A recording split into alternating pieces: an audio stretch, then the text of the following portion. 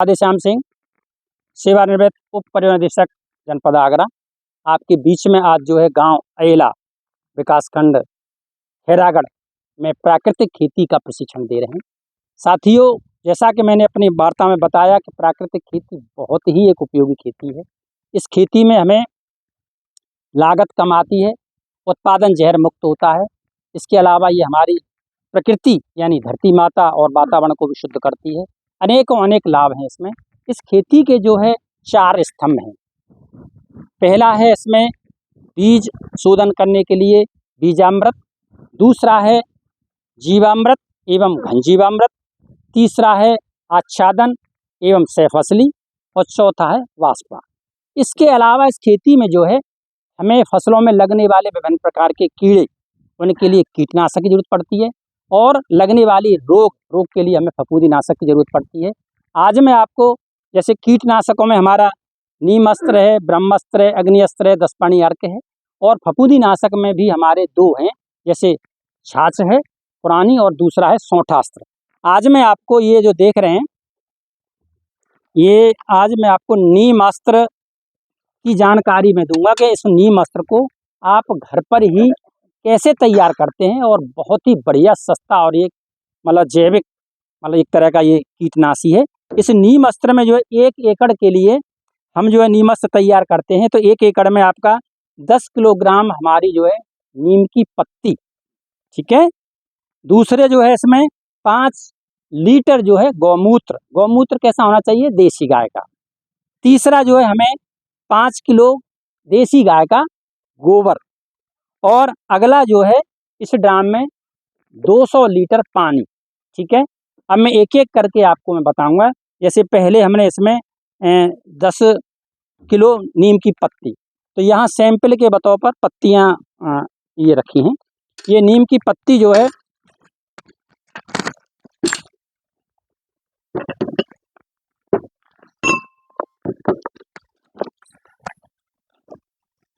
ये यहाँ सैंपल के लिए मैं आपको दिखा रहा हूँ।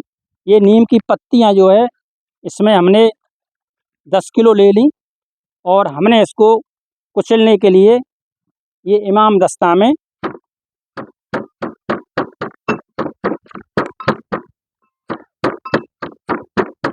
अच्छी तरह से इसको पेस्ट बन जाए।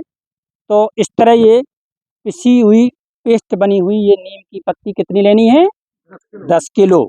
ये हमने इसमें डाल दी। इसी तरह से बारी बारी से ये हमारा नीम की पत्तियां जो हैं, ये 10 किलो पत्तियां हैं। ये सारी पत्तियां जो है हमने पीस करके हमने इसमें इसी तरह डालेंगे, ठीक है। ये वजन की हुई 10 किलो पत्तियां हैं, पहला आइटम। दूसरा हमें आवश्यकता पड़ती है, ये आप देख रहे हैं, ये देसी गाय का गौमूत्र, ठीक है। ये देसी गाय का गौमूत्र हमने 5 लीटर, जो इसमें 5 लीटर देसी गाय का ये हमारा गौमूत्र है, इसको हमने लिया, इस ड्रम में ही डाल दिया।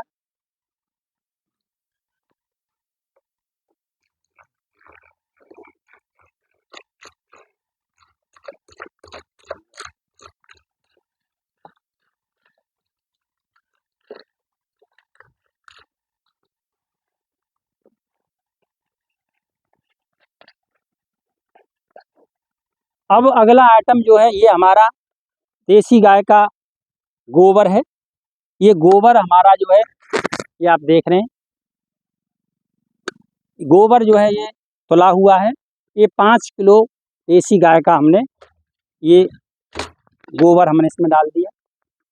डालने के बाद हमने जो है पानी इसमें भरा हुआ है पहले से, और इस ड्रम को जो है पूरा हमने भर दिया।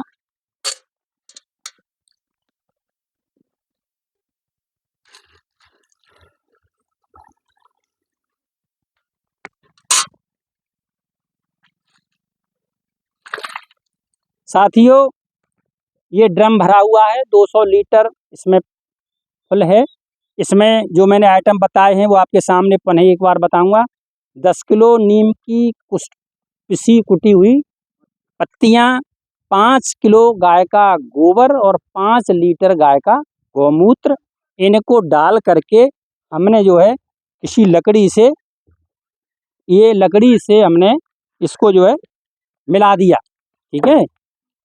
और मिलाने के बाद अब हम इसको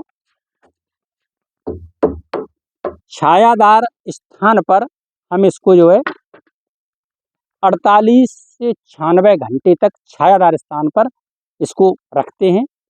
सुबह शाम इसको 1 मिनट के लिए हिला देते हैं, ठीक है। ऐसा करके आपका ये मतलब 48 से 96 बीच में जो भी मतलब 4 दिन के करीब 3-4 दिन इसे रख लेंगे। अब ये जो है हमारा बिल्कुल बढ़िया कीटनाशी ये तैयार हो गया। ये छोटी गिडार, सूंडी, एफिड, इन सबको जो है नष्ट करने के इसको छान लिया और छान करके हमने 1 एकड़ में इसका प्रयोग कर लिया। अगर हमारा रकबा कम है, 1 एकड़ नहीं है, तो 1 एकड़ का बना करके हम इसको छान करके किसी सुरक्षित जगह पर रख देंगे, तो ये हमारा 6 महीने तक मतलब ख़राब भी नहीं होता है। तो साथियों, ये मैंने नीम अस्त्र की जानकारी आपको दी। इसमें कहीं कोई आपको जिज्ञासा हो तो प्रश्न पूछ सकते हैं। ये 200 लीटर का है जी, छान लेंगे ना? हाँ हाँ, इसको कपड़े में छान करके दूसरे ड्राम में ट्रांसफ़र करके और इसको सुरक्षित रख देंगे।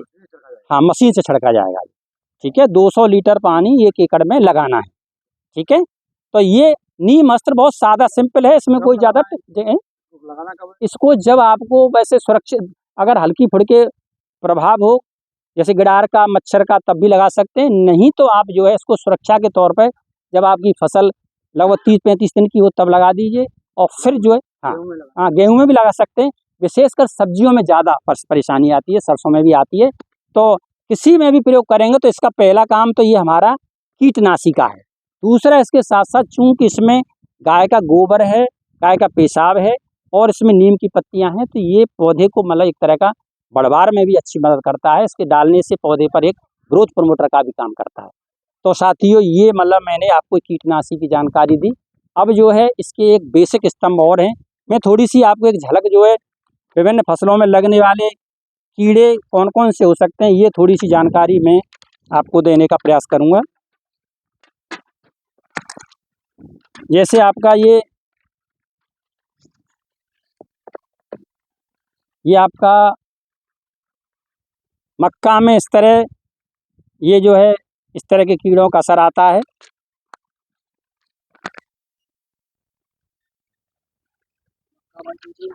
इसके अलावा ये धान आप करते हैं, धान में ये थोड़ा सा इसको दिखा, धान में ये और आपका ये जो है इस तरह के धान में ये जो है कीड़े लगते हैं। उड़द की फसल में इस तरह का ये देखो,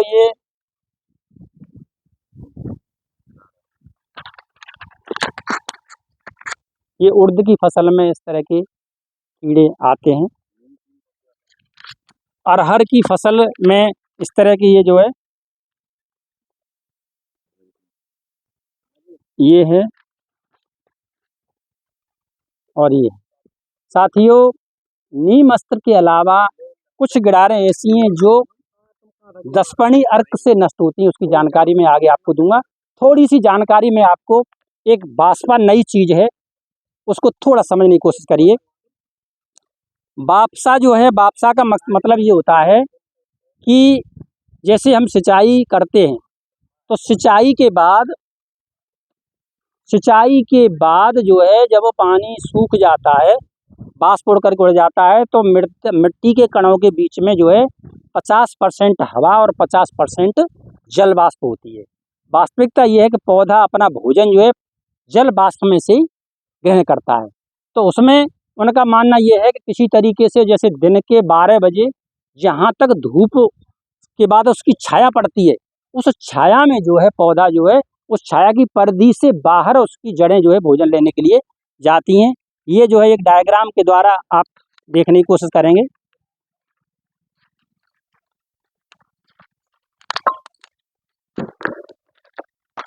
जैसे ये हमारा पौधा है, इस पौधे में आप देख रहे हैं कि इस पौधे में ये छाया जैसे दिन के 12 बजे यहाँ तक ये जड़ें जो हैं भोजन लेने के लिए प्रयास करती हैं। अब हमें सिंचाई जो है कैसी करनी चाहिए। अगर हमारे जैसे फलदार पेड़ हैं जो भी अलग हैं, तो उसमें दिन के 12 बजे जहाँ मतलब दिन के 12 बजे जहाँ तक हमारी ये जड़ें जा रही हैं, वहाँ उसके रेडियस में ये नाली बना करके सिंचाई करें और नालियों में जीवामृत का प्रयोग करें। तो इससे जो है हमारा कई लाभ हैं, वो लाभ मैं बताऊँगा। अगर आपका प्रश्न है कि किसी तरीके से ऐसी फसल हैं जो मतलब लाइन में बोई गई हैं, तो लाइन वाली फसलों में आप ये देख रहे हैं कि ये जो है इसमें 1 2 3 4 कर देखो, ये जो है ये लाइन वाली फसलें हैं। इसमें 1 से लेकर के 14 तक बाकायदा ये नाली बनी हुई, बीच बीच में नाली है। अब हम इसमें क्या करते हैं, पहली में, तीसरी में, 5वीं में, 7वीं में, 9वीं में, 11वीं, 13वीं इन नालियों में सिंचाई करते हैं।